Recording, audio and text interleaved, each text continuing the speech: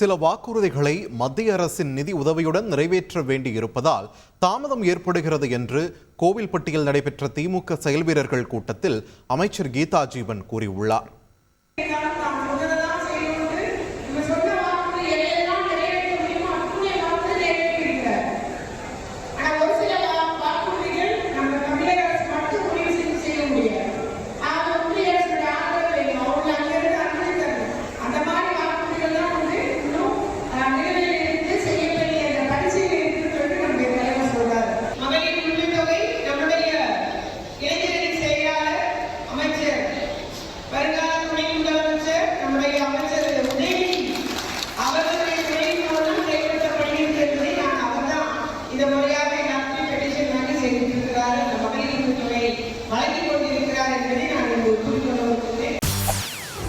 செய்திகளை உடனுக்குடன் தெரிந்து கொள்ள உடனே சப்ஸ்கிரைப் பண்ணுங்க.